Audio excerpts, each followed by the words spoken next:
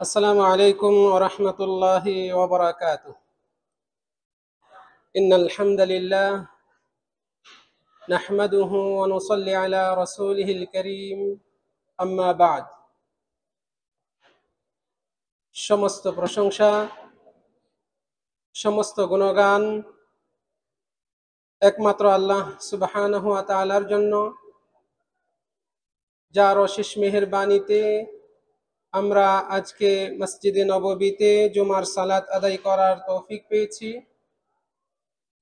সারা বিশ্ব থেকে আগত মুসলিম ভাইদের সাথে আজকের এই পবিত্র দিনের শ্রেষ্ঠতম ইবাদত জুমার সালাত আমরা পৃথিবীর অন্যতম শ্রেষ্ঠ এই মসজিদে আদায় করার তৌফিক পেয়েছি, আলহামদুলিল্লাহ।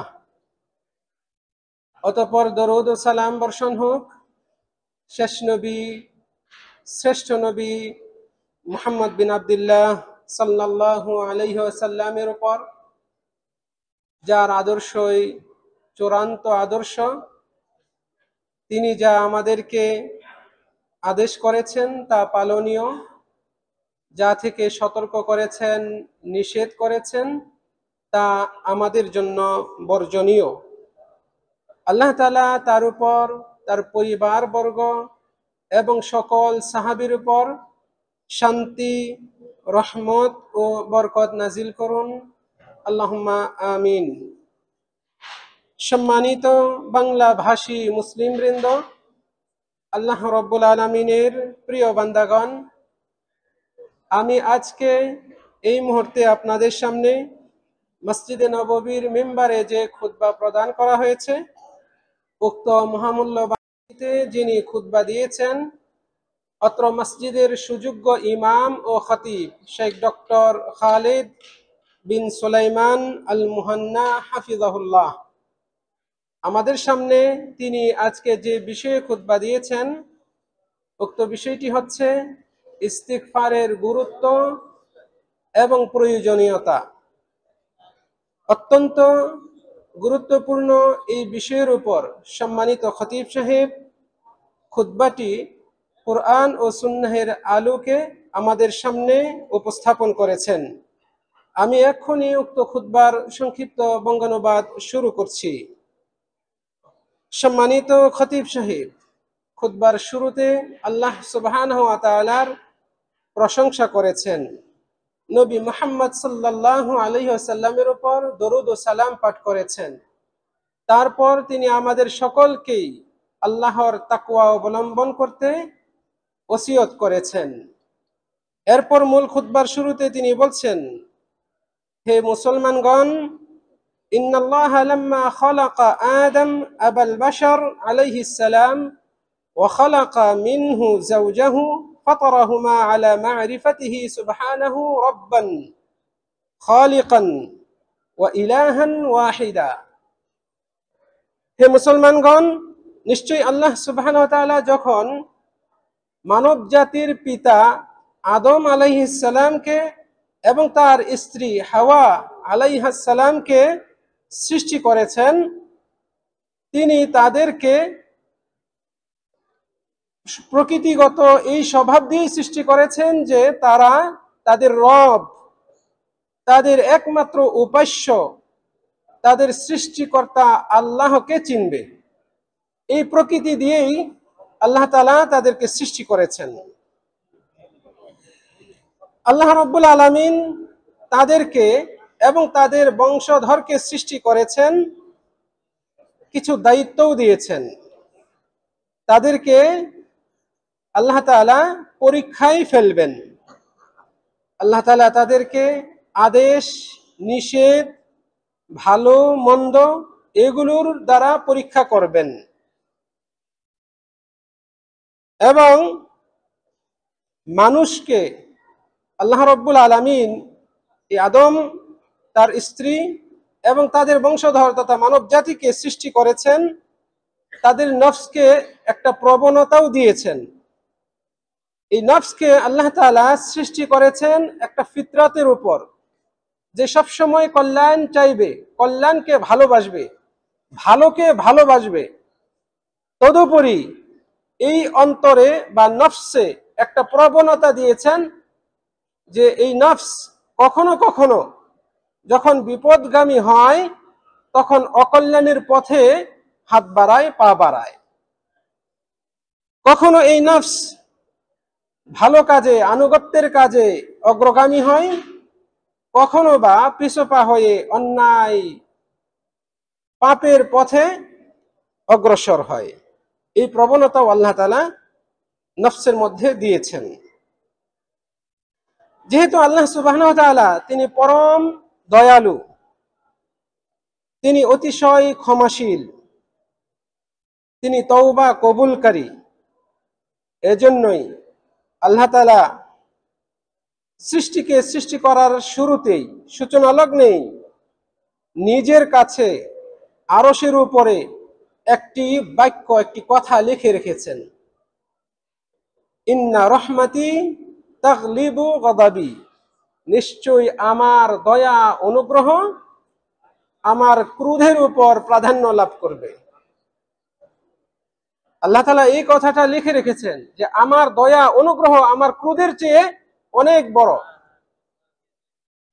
বস্তুত এর মাধ্যমে আল্লাহ রাব্বুল আলামিন তার বান্দাদেরকে সুসংবাদ জানিয়েছেন, সান্ত্বনা দিয়েছেন, তাদের প্রতি তিনি কতটা দয়ালু, অনুগ্রহশীল, এটা এর মাধ্যমে তিনি প্রকাশ করেছেন।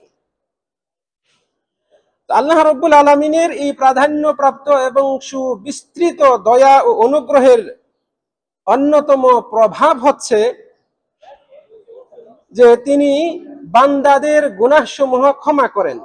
তিনি যে কোনো বান্দাকে ইচ্ছা করলে তার সমুদয় গুনাহ ক্ষমা করে দিতে পারেন। যেহেতু আল্লাহ রাব্বুল আলামিন তিনি বিস্তৃত ক্ষমার মালিক, এজন্যই তিনি নিজের বেশ কিছু নাম রেখেছেন। তার মধ্যে অন্যতম হচ্ছে আল গাফুর, পরম ক্ষমাশীল, আল গাফফার, অত্যন্ত ক্ষমাশীল। তার নাম রেখেছেন আল গাফির, ক্ষমাশীল। একই মূল ধাতু থেকে তিনটা নাম রয়েছে, গাফির, গফুর, গফফার। ক্ষমাশীল, অত্যন্ত ক্ষমাশীল, পরম ক্ষমাশীল, এইভাবে আল্লাহ রাব্বুল আলামিন তিনি নিজের নাম রেখেছেন।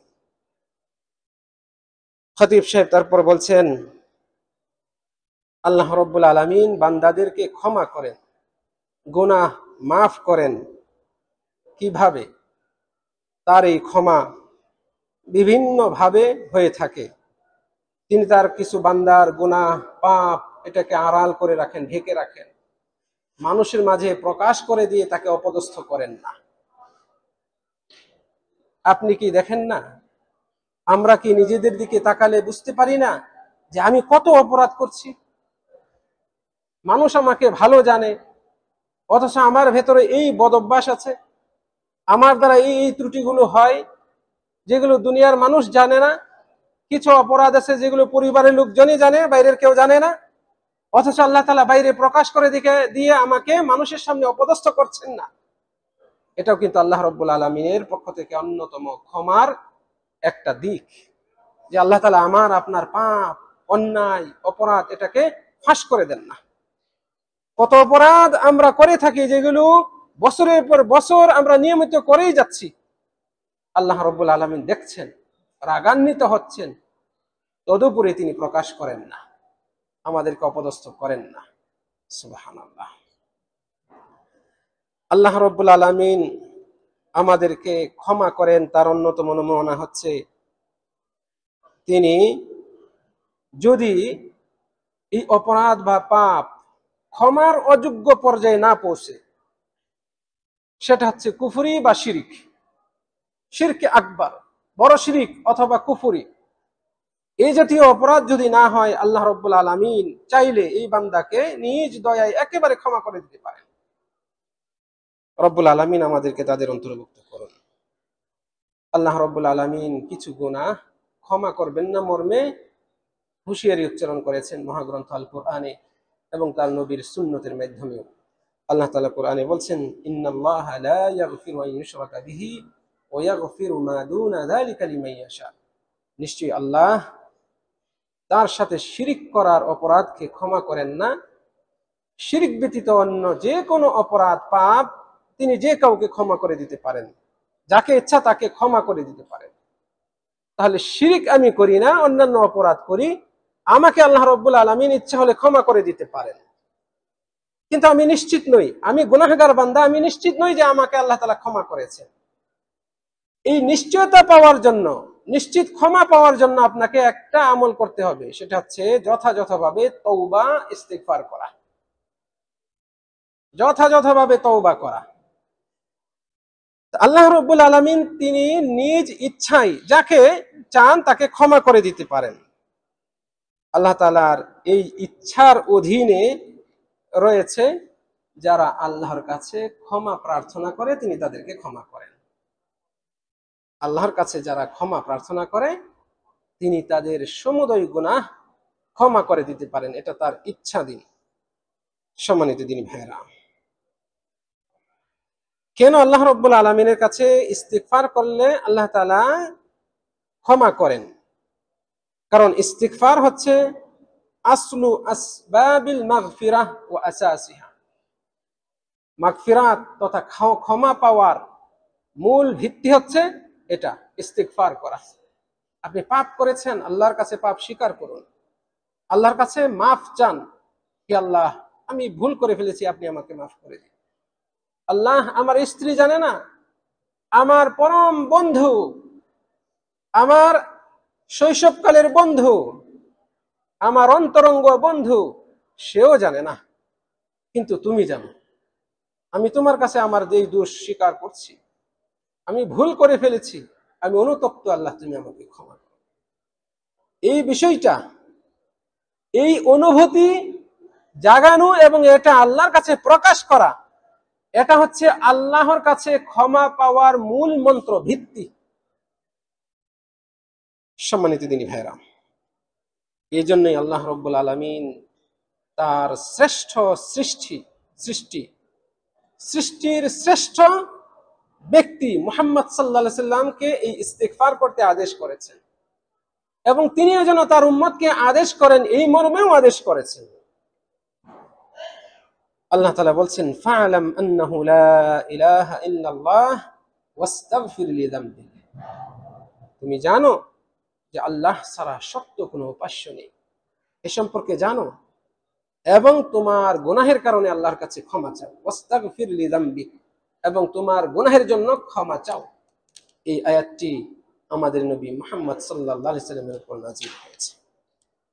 এজন্যই আমাদের নবী মুহাম্মদ সাল্লাল্লাহু আলাইহি ওয়াসাল্লাম আল্লাহর ক্ষমা পাওয়ার আশায় যারা অগ্রগামী হয়, এরকম মানুষদের মধ্যে সর্বশ্রেষ্ঠ অগ্রগামী ব্যক্তি ছিলেন। যারা তার মাওলাকে ভয় করে চলে, তাকওয়া অবলম্বন করে চলে, এরকম মুত্তাকি বান্দাদের মধ্যে সর্বশ্রেষ্ঠ তাকওয়ার অধিকারী ছিলেন আমাদের নবী মুহাম্মদ সাল্লাল্লাহু আলাইহি সাল্লাম। তিনি এই আদেশটি পুরোপুরিভাবে মেনে চলতেন। এজন্যই আমরা দেখি যে নবী সাল্লাল্লাহু আলাইহি ওয়াসাল্লাম অনেক অনেক বেশি আল্লাহর কাছে ইস্তিগফার করতেন, ক্ষমা চাইতেন। কোন কোন বর্ণনায় এসছে এরকম একটা মজলিসে রাসূল সাল্লাল্লাহু আলাইহি ওয়াসাল্লাম বসতেন, এই মজলিস ত্যাগ করে চলে যাওয়ার আগ পর্যন্ত তিনি ওই এক মজলিসে শতবার আল্লাহর কাছে তওবা ইস্তিগফার করতেন। সাহাবী বর্ণনা করে বলছেন, আমি গুনে দেখেছি তিনি 100 বার বা তার চেয়েও বেশি পড়েছেন এই দোয়াটা, রব্বিগফিরলি ওয়া তুব আলাইয়া ইন্নাকা আনতাত তাওয়াবুর রহিম। হে আমার রব, আমাকে ক্ষমা করুন, ইগফিরলি, আমাকে ক্ষমা করুন, ওয়া তুব আলাইয়া, এবং আমার তওবা কবুল করুন, নিশ্চয়ই আপনি তওবা কবুলকারী এবং পরম ক্ষমাশীল। এই যে আল্লাহর শ্রেষ্ঠ নাম পরম ক্ষমাশীল, তওবা কবুলকারী, এই দুইটা নাম পরে উল্লেখ করলেন, এর মানে আল্লাহর নামের ওসিলা দিয়ে আল্লাহর কাছে তওবা ইস্তিগফার করলেন। তাহলে আল্লাহর নামের ওসিলা দিয়ে আমরা আল্লাহর কাছে যে কোনো বস্তু চাইতে পারি, এই শিক্ষাও এখান থেকে আসে। কোন কোন বর্ণনায় এসছে একেবারে বিশুদ্ধ বর্ণনা, যে স্বয়ং রাসূল সাল্লাল্লাহু আলাইহি ওয়াসাল্লাম নিজেই নিজের সম্পর্কে তার উম্মতকে সংবাদ দিয়ে বলছেন, ইন্নী লা আস্তাগফিরুল্লাহ ওয়া আতুবু ইলাইহি, আমি আল্লাহর কাছে ইস্তেগফার করি, আল্লাহর কাছে ক্ষমা চাই দৈনিক 70 বারেরও বেশি। কোন কোন বর্ণনায় এসেছে 100 বারেরও বেশি। আল্লাহ, আমাদের কতবার আল্লাহর কাছে ইস্তিগফার করা উচিত? ইস্তিগফারের মর্যাদা এত বেশি এবং এর গুরুত্ব এত অপরিসীম যে আল্লাহ রাব্বুল আলামিন তার প্রিয় বান্দাদের জন্য, মুমিন মুসলিম বান্দাদের জন্য ইস্তিগফার করতে স্বয়ং ফেরেশতাদেরকে আল্লাহ তাআলা আদেশ করেন যে, হে ফেরেশতাগণ, তোমরাও মুমিন বান্দাদের জন্য আল্লাহর কাছে, আমার কাছে ইস্তিগফার করো। ইস্তিগফারের গুরুত্ব কত এবার বুঝুন। আল্লাহ রাব্বুল আলামিন তিনি তার অন্যতম শ্রেষ্ঠ বান্দা ফেরেশতা, যারা কোনো অন্যায় করে না, আল্লাহ যা আদেশ করেন এর খেলাফ কখনোই করে না, এই ফেরেশতাদেরকেও বলেছেন তুমি আমার এই বান্দাদের জন্য, মুমিন বান্দাদের জন্য ইস্তিগফার করো। মহাগ্রন্থ আল কোরআনে এই বিষয়টি আল্লাহ তাআলা উল্লেখ করে বলছেন, আল্লাযীনা ইয়াহমিলুনাল আরশ, যারা আরশকে বহন করে আছে। কারা? ফেরেশতারা। ওয়ামান হাওলাহু, ওই সমস্ত আরশ বহনকারী ফেরেশতাদের আশপাশে যারা রয়েছে, ইউসাব্বিহুনা বিহামদি রাব্বিহিম, তাদের রবের তাসবিহ, প্রশংসার সাথে তাসবিহ পাঠ করে। ওয়া ইউমিনুনা বিহি, তার প্রতি পূর্ণ বিশ্বাস রাখে। ওয়া ইস্তাগফিরুন, সেই সাথে তারা ইস্তিগফার করে, ক্ষমা প্রার্থনা করে। লিল্লাযীনা আমানু, যারা ঈমানদার তাদের জন্য। এই ফেরেশতারা যারা ঈমানদার তাদের জন্য ইস্তিগফার করে। কি বলে ইস্তিগফার করে? রব্বানা ওয়াসি'তা কুল্লা শাইইন রাহমাহ ওয়া ইলমা, হে আল্লাহ, আপনি সব কিছুকে আপনার দয়া এবং আপনার জ্ঞানের মাধ্যমে বেষ্টন করে আছেন। সব কিছুতে আপনার দয়া ও জ্ঞান বিস্তৃত রয়েছে, উপস্থিত রয়েছে। কাজেই ফাগফির লিল্লাযীনা তাবু, যারা তওবা করে আপনি তাদেরকে ক্ষমা করে দিন। ওয়াত্তাবাউ সাবিলাক, যারা আপনার পথ অনুসরণ করে, কোরআন সুন্নাহের পথ অনুসরণ করে, আপনি তাদেরকে ক্ষমা করুন। ওয়াকিহিম আযাবাল জাহিম, এবং তাদেরকে জাহান্নামের আযাব থেকে রক্ষা করুন। এইভাবে ফেরেশতারাও এই মুমিন তওবাকারী রব্বুল আলামিনের পথে যারা চলে, দ্বীনের পথে চলে যারা, তাদের জন্য তওবা ইস্তিগফার করে। এটাই মুমিন বান্দাদের জন্য নিঃসন্দেহে বড় সম্মানের একটি বিষয়। আল্লাহু আকবার। প্রিয় দিনী ভাইয়েরা, কাজে আমরা বেশি বেশি আল্লাহর কাছে তওবা ইস্তিগফার করি। তওবা ইস্তিগফারের গুরুত্ব এত বেশি যে আমাদের নবী মুহাম্মদ সাল্লাল্লাহু আলাইহি ওয়াসাল্লাম সংবাদ দিয়েছেন, একজন বান্দা যখন সালাত আদায় করে সে যখন ওই মজলিসেই, মুসল্লাতেই বসে থাকে, কাউকে কষ্ট দেয় না। কাউকে কষ্ট দেওয়া বলতে নানান ব্যাখ্যা রয়েছে। কথার মাধ্যমে কষ্ট দেওয়া, কারো গীবত চর্চা করা, অথবা অন্যায় কোনো কিছু বলা, অন্যায় সাক্ষী দেওয়া, এই জাতীয় কিছু করে না। সেই সাথে ওযু ভঙ্গ করার মতো কিছু ঘটনা ঘটায় না। এই অবস্থায় সে যদি মজলিসে বসে থাকে, মুসল্লায় জায়নামাজে বসে থাকে, নামাজ আদায় করার পরে ফেরেশতারা তার জন্য আল্লাহর কাছে দোয়া ইস্তিগফার করতে থাকে যতক্ষণ সে মুসল্লায় বসে থাকে। ইস্তিগফারের গুরুত্ব এত যে আল্লাহ রাব্বুল আলামিন ফেরেশতা নিয়োজিত রেখেছেন আপনার জন্য, আমার জন্য, মুমিনদের জন্য আল্লাহর কাছে যেন ইস্তিগফার করে। আল্লাহ, ফেরেশতারা ওই সময় বলতে থাকে, আল্লাহুম্মা রহমহু, হে আল্লাহ, আপনি এই মুসল্লি যে এখনো জায়নামাজে বসে আছে, আপনি তার উপর রহমত বর্ষণ করুন। আল্লাহুম্মা গফির লাহু, হে আল্লাহ, আপনি তাকে ক্ষমা করুন। আল্লাহুম্মা তুব আলাইহি, হে আল্লাহ, আপনি তার তওবা কবুল করুন। এইভাবে ফেরেশতারা দোয়া করে। এটা হাদিসে আমাদের নবী সাল্লাল্লাহু আলাইহি ওয়াসাল্লাম আমাদেরকে সংবাদ দিয়েছেন, বানানো কথা নয়, কিসসা কাহিনী নয়। এটা তওবা ইস্তিগফার, বিশেষ করে ইস্তিগফার কেন্দ্রিক আজকের জুমার খুতবা, খতিব সাহেব বলছেন, ওয়ালি ফাজলিল ইস্তিগফার, ইস্তিগফারের ফজিলতের কারণে, গুরুত্বের কারণে আল্লাহ রাব্বুল আলামিন তার বান্দাদেরকে নির্দেশনা দিয়েছেন তারা যেন তাদের রাতের গভীরে, শেষ রাত্রিতে, রাতের শেষ প্রহরে আল্লাহর কাছে বেশি বেশি ইস্তিগফার করে। আল্লাহ তাআলা তার মুমিন বান্দাদেরকে নির্দেশনা দিয়েছেন তারা যেন তাদের জীবনের শেষ সময়গুলোতে, বার্ধক্যে পৌঁছেছে, বেশি বেশি করে যেন ইস্তেগফার করে। এই শিক্ষাও আল্লাহ তাআলা দিয়েছেন, এই শিক্ষাও আল্লাহ তাআলা দিয়েছেন। হাদিসে এসছে, তার আগে আমি বলছি, আল্লাহ রাব্বুল আলামিন মহাগ্রন্থ আল কোরআনে এই ব্যাপারে উল্লেখ করেছেন, ওই সমস্ত মুমিনদের প্রশংসা করেছেন যারা রাত জেগে কিয়ামুল লাইল করে, রাতের শেষে শেষ প্রহরে এসে আল্লাহর কাছে ইস্তিগফার করে, তাদের প্রশংসা করে আল্লাহ তাআলা বলছেন, কানু কালিলাম মিনাল লাইলি মা ইয়াহজাউন ওয়া বিল আসহারি হুম ইস্তাগফিরুন। জীবনের শেষ মুহূর্তে, মানে জীবনের শেষ সময়গুলো যেন আমরা ইস্তিগফারে কাটাই, এই শিক্ষাও আল্লাহ তাআলা দিয়েছেন। স্বয়ং নবী মুহাম্মদ সাল্লাল্লাহু আলাইহি সাল্লামকে আল্লাহ তাআলা এই পরামর্শ দিয়েছেন। আমরা অনেকেই জানি, ইযা জাআ নাসরুল্লাহি ওয়াল ফাতহ, এই সূরাটা যখন নাজিল হয়, সাহাবীদের মধ্যে জানাজানি হয়ে যায় যে হয়তো রাসূল সাল্লাল্লাহু আলাইহি ওয়াসাল্লাম অচিরেই চলে যাবেন দুনিয়া থেকে, তার মৃত্যু হবে, ওফাত হয়ে যাবে। কারণ এই সূরাতে আল্লাহ তাআলা যা বলেছেন তার মধ্যে ইঙ্গিত দিয়েছেন নবী সাল্লাল্লাহু আলাইহি ওয়াসাল্লামের দায়িত্ব শেষের পথে, এবং তার কিছুদিন পরেই রাসূল সাল্লাল্লাহু আলাইহি ওয়াসাল্লাম মারা যান। এই সূরার শেষে আল্লাহ তাআলা বলছেন, ফাসাব্বিহ বিহামদি রাব্বিকা ওয়াস্তাগফির। কাজেই এমত অবস্থায় আপনি সপ্রশংস তাসবিহ পাঠ করুন আপনার রবের, এবং আপনার রবের কাছে ইস্তিগফার করুন, ওয়াস্তাগফির, এবং তার কাছে ইস্তিগফার করুন, ক্ষমা প্রার্থনা করুন। এই আয়াত থেকে মুফাসসিরিনগণ এই দলিল নিয়েছেন যে জীবনের শেষ সময়ে বার্ধক্যে পৌঁছে গিয়েছেন, আপনি বেশি বেশি করে ইস্তিগফার করুন। ইস্তিগফার আপনার জিহ্বাকে সবসময় এর দ্বারা ব্যস্ত রাখুন, সিক্ত রাখুন। সম্মানিত দিনী ভাইয়েরা, আমাদের নবী মুহাম্মদ সাল্লাল্লাহু আলাইহি সাল্লাম জীবনের একেবারে শেষ মুহূর্তে, অন্তিম মুহূর্তে, মুমূর্ষ অবস্থায়, মৃত্যুর আগ মুহূর্তে সর্বশেষ যে কথাগুলো বলেছিলেন তার মধ্যে এটাও ছিল, তিনি আল্লাহর কাছে ইস্তিগফার করেছেন, ক্ষমা চেয়েছেন। রাসূল সাল্লাল্লাহু আলাইহি ওয়াসাল্লাম এর মৃত্যুর আগে, আগ মুহূর্তে সর্বশেষ কথা ছিল এটা, আল্লাহুম্মা গফিরলি, হে আল্লাহ আপনি আমাকে ক্ষমা করুন, ওয়ারহামনি, আমাকে দয়া করুন, ওয়া আলহিকনি বির রফিকিল আ'লা, এবং সুউচ্চে বন্ধুর সাথে আমাকে একত্রিত করুন। মানে আল্লাহর সাথে একত্রিত হওয়ার বাসনা তখন ও ব্যক্ত করছেন, সেই সাথে আল্লাহর কাছে তার দয়া এবং ক্ষমা প্রার্থনা করছেন।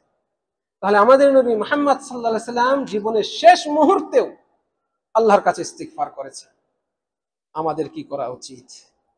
যেই নবীর আগের পরের সব গুনাহ আল্লাহ তাআলা ক্ষমা করে দিয়েছেন, জান্নাতের সুসংবাদ দিয়েছেন, জান্নাত তার দ্বারাই উদ্বোধন করা হবে, তিনি প্রথম দরজা খুলে প্রবেশ করবেন, সেই নবীর যদি দৈনিক 70 বার প্রত্যেক বৈঠকে 100 বার বা তার চেয়ে বেশি বার আল্লাহর কাছে ইস্তিগফার করেন, মৃত্যুর আগ মুহূর্তেও আল্লাহর কাছে ক্ষমা চান, পরিবারের জন্য কি রেখে গেলাম এই আফসোস করেন নাই, ছেলেমেয়েরা কি খাবে, স্ত্রীরা কি খাবে এই নিয়ে হাই হুতাশ করেন নাই, আমার ওই ধন সম্পদটা দেখে রাখো, অমুকের কাছে এই পাই আমি, আমার সম্পদ অমুকের কাছে আছে, এই নিয়ে তিনি কোন রকমের উচ্চবাচ্য করেন নাই। নবী সাল্লাল্লাহু আলাইহি সাল্লাম রব্বুল আলামিনের সন্তুষ্টির জন্য তার জীবনকে বিসর্জন দিয়েছেন। তিনি তো দুনিয়াবী সম্পদ রেখে যান নাই, যা অন্যান্য বর্ণনা থেকেও পাওয়া যায়। সম্মানিত দিনী ভাইরা, আমাদের নবী যিনি পৃথিবীর শ্রেষ্ঠতম ব্যক্তিত্ব ছিলেন, তিনি যদি এমন হয়ে থাকেন, এত সতর্ক হয়ে থাকেন, সচেতন হয়ে থাকেন ইস্তিগফারের ব্যাপারে, আমাদেরও এরকম সচেতন হওয়া উচিত, আমাদের আরো বেশি বেশি ইস্তিগফার করা উচিত। তওবা এবং ইস্তিগফারের গুরুত্ব অপরিসীম, একজন মুমিন মুসলিম কখনো এটা থেকে আলাদা থাকতে পারে না। ইস্তিগফারের গুরুত্ব এত বেশি, এবং একজন বান্দা ইস্তিগফারের প্রতি এতটা মুখাপেক্ষী যে নবী মুহাম্মদ সাল্লাল্লাহু আলাইহি সাল্লাম তার উম্মতকে তাদের দিনের শুরু এবং শেষ এই ইস্তিগফার দিয়ে শুরু করতে বলেছেন, শেষ করতে বলেছেন। দিনের শুরুতে যেন আমরা ইস্তিগফার করি, দিনের শেষেও যেন ইস্তিগফার করি। এজন্য সাইয়্যিদুল ইস্তিগফার, ইস্তিগফার করার, আল্লাহর কাছে ক্ষমা পাঠ করার, ক্ষমা চাওয়ার সবচেয়ে কার্যকরী শ্রেষ্ঠ দোয়া হচ্ছে সাইয়্যিদুল ইস্তিগফার। সাইয়্যিদ মানে সর্দার, ইস্তিগফার মানে ইস্তিগফার, ক্ষমা প্রার্থনা। ক্ষমা প্রার্থনা করার দোয়ার মধ্যে সর্দার দোয়া হচ্ছে, শ্রেষ্ঠ দোয়া হচ্ছে এই দোয়া, যেখানে রাসূল সাল্লাল্লাহু আলাইহি ওয়াসাল্লাম আমাদেরকে ইস্তিগফার শিখিয়েছেন। আল্লাহ তাআলা বলছেন, আল্লাহর নবী সাল্লাল্লাহু আলাইহি ওয়াসাল্লাম বলছেন, সাইয়্যিদুল ইস্তিগফার আন তাকুল আল্লাহুম্মা আনতা রাব্বি লা ইলাহা ইল্লা আনতা খালাকতানি ওয়া আনা আবদুক ওয়া আনা আলা আহদিক ওয়া ওয়া'দিক মাস্তাতা'তু আবুউ লাকা বিনি'মাতিকা আলাইয়া ওয়া আবুউ বিযামবি, এভাবে শেষ পর্যন্ত। এটা হচ্ছে সাইয়্যিদুল ইস্তিগফার, সকাল সন্ধ্যা পাঠের একটা দোয়া, ইস্তিগফারের দোয়া। এছাড়াও সকাল সন্ধ্যা পাঠনীয় আরো অনেক দোয়া রয়েছে। এই দোয়া কেন এত শ্রেষ্ঠ? কারণ এই দোয়া নবী সাল্লাল্লাহু আলাইহি ওয়াসাল্লাম পাঠ করেছেন। এখানে আল্লাহ রাব্বুল আলামিনের ক্ষমা আবশ্যককারী বিষয় রয়েছে। আল্লাহ তাআলা ক্ষমাকে আবশ্যক করে এইরকম কিছু উপাদান রয়েছে নবী সাল্লাল্লাহু আলাইহি ওয়াসাল্লাম কর্তৃক শিক্ষা দেওয়া এই দোয়াতে। তার মধ্যে অন্যতম হচ্ছে আত-তাওয়াসসুল লিল্লাহ বিতাওহীদিহি, আল্লাহর তাওহীদের মাধ্যমে আল্লাহর কাছে ওসিলা গ্রহণ করা। এই দোয়ার মধ্যে ইস্তিগফার, সাইয়্যিদুল ইস্তিগফারের মধ্যে রয়েছে আল্লাহর তাওহীদ, রুবুবিয়াত। আল্লাহুম্মা আনতা রাব্বি, রব বলে আল্লাহকে আমি স্বীকৃতি দিলাম, তার মানে আল্লাহর তাওহীদে রুবুবিয়ার উপর আমার ঈমান রয়েছে। লা ইলাহা ইল্লা আনত, এর মানে আপনি তাওহীদে উলুহিয়ার স্বীকৃতি দিলেন, এর মাধ্যমে আল্লাহর তাওহীদের ওসিলা ধরে আল্লাহর কাছে আপনি ইস্তিগফার করলেন। এটা অন্যতম শ্রেষ্ঠ ইবাদত, এটা একটা রয়েছে। আল খুযু' লাহু বিসিফাতিল উবুদিয়্যাহ, আপনি আল্লাহর দাস, আপনি বান্দা, বান্দা মানে দাস, আবদ আরবিতে। এইটাকে আপনি আল্লাহর কাছে, আপনি নিজে আল্লাহর বান্দা, দাস, এই দাসত্বটাকে আল্লাহর সামনে তুলে ধরে আপনি আল্লাহর কাছে ক্ষমা চাইলেন।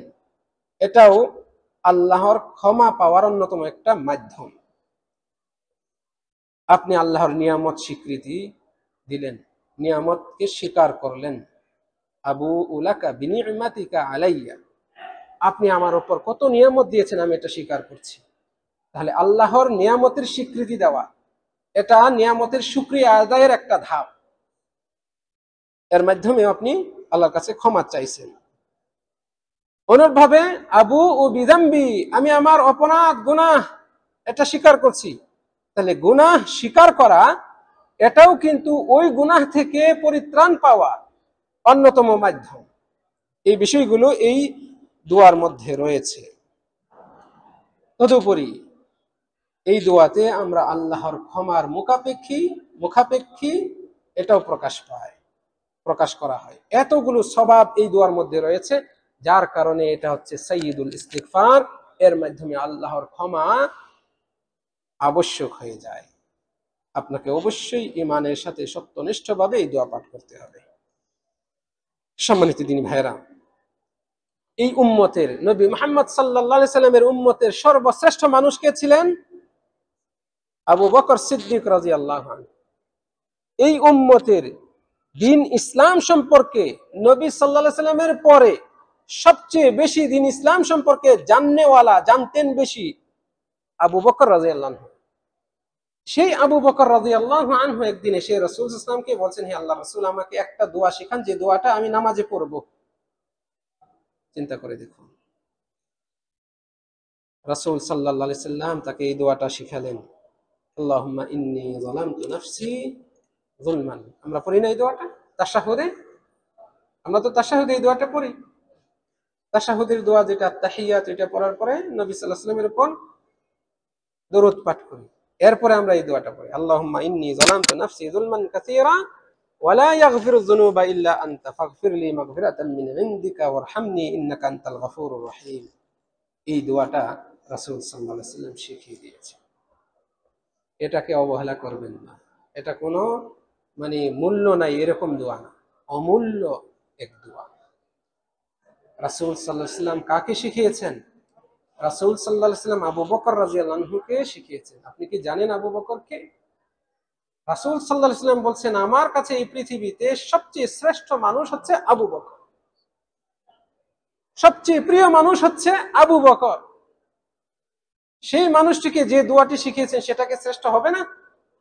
আল্লাহ, এই শ্রেষ্ঠ দোয়াটি যে এই শ্রেষ্ঠ উম্মতেরও নামাজের সিলেবাসভুক্ত, নামাজের বাইরেও আমরা এটা পাঠ করতে পারি। আল্লাহু আকবার। এই দোয়ার অর্থটা শিখুন, জানুন। এই দোয়াটা পাঠ করলে আপনার অন্তর প্রশান্তিতে ভরে যাবে।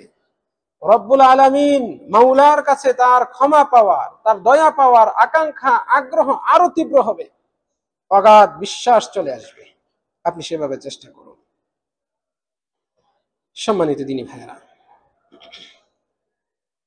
এই দোয়াতেও ওই যে সাইয়্যিদুল ইস্তিগফার এর ব্যাপারে যে বিষয়গুলো উল্লেখ করলাম, এগুলো এখানে রয়েছে। তবে এই দোয়ার শুরুতে নিজের গুনাহ স্বীকার করার বিষয়টি স্থান পেয়েছে। প্রিয় দিনী ভাইরা, খতিব সাহেব আরো অনেক কথা বলেছেন, আমাদের সব বিস্তারিত বলতে গেলে আরো অনেক সময় লেগে যাবে, আমি সংক্ষিপ্ত করার চেষ্টা করছি। প্রিয় দিনী ভাইরা,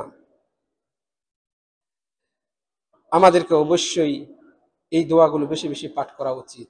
সাইয়্যিদুল ইস্তিগফার, তারপরে এই যে আবু বকর রাদিয়াল্লাহু আনহুকে যে দোয়াটি শিখিয়েছেন রাসূল সাল্লাল্লাহু আলাইহি ওয়াসাল্লাম, বিশেষ করে এই দোয়া ইস্তিগফারের ক্ষেত্রে আমরা এই দোয়াগুলো বেশি বেশি পাঠ করব। এগুলোর মাধ্যমে বান্দা তার অপরাধকে স্বীকার করে, বান্দা আল্লাহর ক্ষমার মুখাপেক্ষী এটা জাহির করে।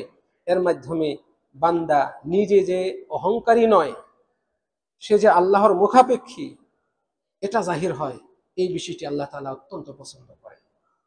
এই বিষয়টি আল্লাহ তাআলা অত্যন্ত পছন্দ করে।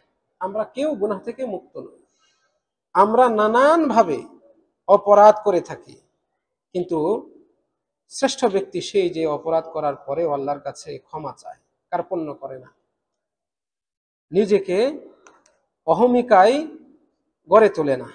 আল্লাহ তাআলা বলছেন, ওয়ামান ইয়ামাল সুআন আও ইয়াযলিম নাফসাহু সুম্মা ইয়াস্তাগফিরিল্লাহ ইয়াজিদিল্লাহা গফুরুর রাহিম।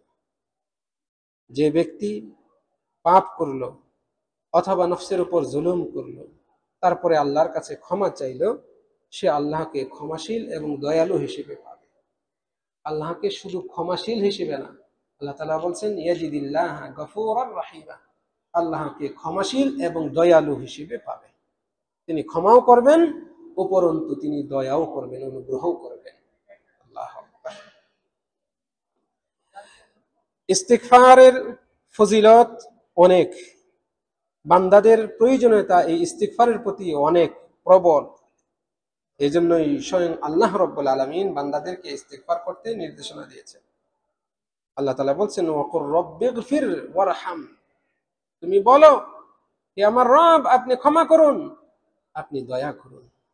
আল্লাহ আদেশ দিয়েছেন আমাদেরকে, আমরা যেন আল্লাহর কাছে ক্ষমা চাই, তার রহমত তলব করি, এই আদেশ দিয়েছেন। এটা অত্যন্ত গুরুত্বপূর্ণ, এই জন্য আল্লাহ রাব্বুল আলামিন এই নির্দেশনা দিয়েছেন। বান্দারা যে ভালো কাজ করে, আমরা যে ভালো কাজ করি, আনুগত্যমূলক কাজ করি, আমরা সবাই চাই এটা যেন আল্লাহ তাআলা কবুল করেন। তদুপরি প্রকৃত মুমিন যে তার ভেতরে একটা আশঙ্কা থাকে, হতে পারে আমি এই নামাজে, আমি এই রোজায়, আমি এই দান সৎকায়, আমি এই ভালো কাজে কোনো দিক থেকে ত্রুটি করেছি, ঘাটতি করেছি, জেনে অথবা না জেনে আমার ভুল হতে পারে, আমার এই ইবাদতটা নাও কবুল হতে পারে, এই আশঙ্কায় থাকে। এই জন্য এই বান্দা, মুমিন বিচক্ষণ বান্দা করে কি, সে সাথে সাথে আল্লাহর কাছে এই আমল যা সে করেছে, সে যা পারফর্ম করেছে, এটা যেন আল্লাহ তাআলা কবুল করেন, এই জন্য দোয়া করে। সেই সাথে ভুল ত্রুটি ঘাটতি এগুলো জন্য আল্লাহর কাছে ক্ষমা চায়। এই শিক্ষাটা আমরা পাই, আমরা যে নামাজ পড়ি, নামাজের শেষে সালাম দেওয়া ফিরানোর পর কোন দোয়া পড়ি আমরা? 3 বার কি পড়ি? আস্তাগফিরুল্লাহ। এই শিক্ষা থেকে পাই। রাসূল সাল্লাল্লাহু আলাইহি সাল্লাম সালাম ফিরানোর পরে উচ্চ স্বরে একটু আওয়াজ দিয়ে আস্তাগফিরুল্লাহ, আস্তাগফিরুল্লাহ, আস্তাগফিরুল্লাহ। এই শিক্ষা থেকে আমরা এই বিষয়টি জানতে পারি। তাহলে ইস্তিগফার, আপনি নামাজ পড়েছেন, তারপরে আপনি ইস্তিগফার পাঠ করছেন, কত গুরুত্বপূর্ণ ইস্তিগফারের। আল্লাহ আমাদেরকে তৌফিক দান করুন। যে ব্যক্তি আল্লাহ রাব্বুল আলামিনের বিশেষ 2টা গুণ এর দিকে লক্ষ্য করবে মহাগ্রন্থ আল কোরআনের, একটা হচ্ছে ক্ষমা করা, আর একটা হচ্ছে রহমত, আল মাগফিরাহ এবং রহমত। এই 2টা গুণ আল্লাহর কোরআন মাজিদে সে দেখতে পারবে, বহু আয়াতে এই দুইটা গুণ একসাথে আসছে, গফুর আর রহিমা, গফুর আর রহিমা, গফুরুন রহিম, এইভাবে ও বহু জায়গায় আসছে, 70টারও বেশি জায়গায় আসছে। খতিব সাহেব উল্লেখ করেছে আগে গফুর, তার সাথে সাথে পরে রহিম। রহমত শব্দ, এই গুণটি আল্লাহ রাব্বুল আলামিন উল্লেখ করেছে। এর মাধ্যমে আল্লাহ রাব্বুল আলামিন এই ইঙ্গিত দিয়েছেন, বান্দা যেই আল্লাহর কাছে ইস্তেগফার করে ক্ষমা চায়, আল্লাহর রহমত ওই বান্দার অতি নিকটে থাকে। একজন ব্যক্তি যখন আল্লাহর কাছে ইস্তেগফার করে ক্ষমা চায়, ওই বান্দার উপর আল্লাহর রহমত আবশ্যক হয়ে যায়। সুবহানাল্লাহ। এই জন্য আল্লাহ রাব্বুল আলামিন এই বিষয়টাকে ক্ষমার সাথে সাথে রহমতের বিষয়টাকে সংযুক্ত করে দিয়েছেন। একটু আগে আল্লাহ রাব্বুল আলামিন আয়াত শুনালাম,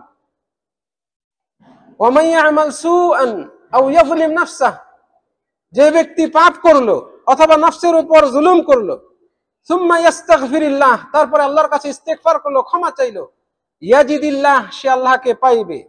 কি হিসেবে পাবে? গফুরার রহিমা, ক্ষমাশীল, দয়ালু। এই যে রহমত এবং ক্ষমা, দুইটাকে আল্লাহ রাব্বুল আলামিন একত্র করেছে। প্রিয় দিনী ভাইরা, কাজেই আল্লাহর রহমত পেতে চান, আল্লাহর কাছে বেশি বেশি ইস্তিগফার করেন। খুতবা আমরা একেবারে শেষ পর্যায়ে চলে এসেছি। খতিব সাহেব এই পর্যন্তই আজকের খুতবার প্রথম অংশ আমাদেরকে উপস্থাপন করেছেন। এরপরে খতিব সাহেব খুতবার দ্বিতীয় অংশে বলছেন, আল্লাহর বান্দাগণ, নিশ্চয়ই ইস্তিগফার করা অন্যতম শ্রেষ্ঠ একটি ইবাদত, নেকির কাজ, অন্যতম বড় ইবাদত, যার মাধ্যমে একজন বান্দা শ্রেষ্ঠ উত্তম সওয়াব অর্জন করতে পারে এবং আল্লাহর শাস্তিকে প্রতিহত করতে পারে, আযাবকে প্রতিহত করতে পারে। ইস্তিগফারের মাধ্যমে আযাব প্রতিহত হয়। প্রত্যেক বান্দায় সে অভাবী এবং কোনো না কোনো দিক থেকে অপরাধী, পাপ করে থাকে। যদি আল্লাহর ক্ষমা না থাকতো, তাহলে বান্দা প্রত্যেকেই নিজ নিজ পাপের কুপ্রভাব থেকে বাঁচতে পারত না। চিন্তা করে দেখুন, কত গুরুত্বপূর্ণ এই কথা। আল্লাহর যদি দয়া না থাকতো, তাহলে আমি, আপনি, অমুক তুমুক প্রত্যেকেই নিজ নিজ পাপের কুপ্রভাব থেকে বাঁচতে পারতাম না। কারণ পৃথিবীতে যত দুর্যোগ, বিপদ আপদ, বালা মুসিবত, এর বড় কারণ হচ্ছে আমাদের পৃথিবীবাসীদের অপরাধ প্রবণতা, অন্যায়, পাপ, এগুলোর কারণে আল্লাহ তাআলা দেন। আবার এই পাপ, অন্যায়, এগুলোকে আল্লাহ তাআলা ক্ষমা করেন। দুর্যোগ, বালা মুসিবত, এগুলোকে আল্লাহ তাআলা উঠিয়ে নেন এই ইস্তিগফারের বিনিময়ে। এই ইস্তিগফারের কারণে পৃথিবীতে বহু বান্দা আল্লাহর ইস্তিগফার করে, আল্লাহ রাব্বুল আলামিন তাদের ইস্তিগফারের কারণে বহু বান্দার উপর থেকে বালা মুসিবতকে উঠিয়ে দেন। আল্লাহু আকবার। খতিব সাহেব এজন্যই বলছেন, যেহেতু পৃথিবীতে আল্লাহর গজব, বালা মুসিবত নাজিলের বড় কারণ হচ্ছে বান্দার পাপ, সেহেতু বান্দা যদি ইস্তিগফার করে, তাহলে এই ইস্তিগফার আল্লাহর ক্ষমা এবং বান্দাদের অবস্থা, দুর্যোগ কবলিত অবস্থা থেকে পরিবর্তিত হয়ে ভালো অবস্থায় আসা, সুখ সমৃদ্ধি লাভ করা, এটা রয়েছে ইস্তিগফারের মধ্যে। আল্লাহ তাআলা আমাদেরকে তৌফিক দান করুন।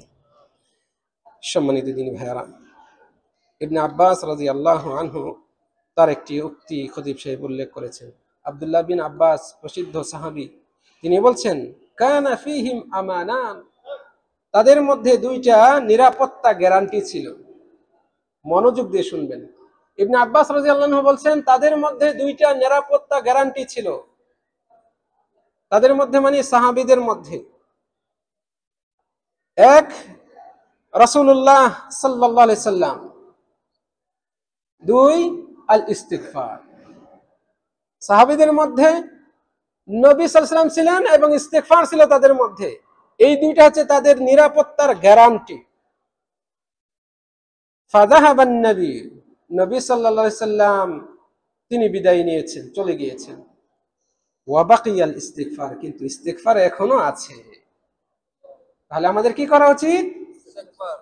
ইস্তিগফার করা উচিত, এটাকে ধারণ করা উচিত। আপনি ইস্তিগফার ধারণ করলেন, সব সময় বেশি বেশি ইস্তিগফার পাঠ করলেন, আপনি নিরাপত্তা পেলেন, আপনি ঠকবেন না। আল্লাহ রাব্বুল আলামিন বলছেন, ওয়ামা কানা আল্লাহু লিয়ুআযযিবাহুম ওয়া আনতা ফীহিম।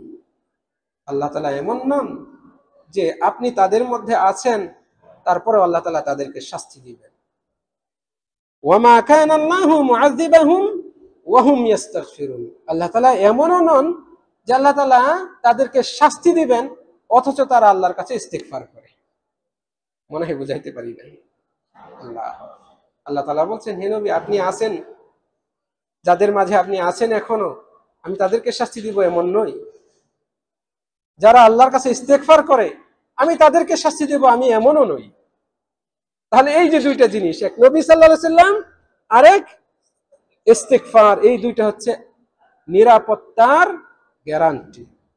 অতএব ইবনে আব্বাস রাদিয়াল্লাহু আনহু বলছেন, নবী সাল্লাল্লাহু আলাইহি সাল্লাম গত হয়ে গিয়েছেন, কিন্তু ইস্তেগফার তো রয়ে গিয়েছে, আমরা তো এটা অন্তত পাঠ করতে পারি।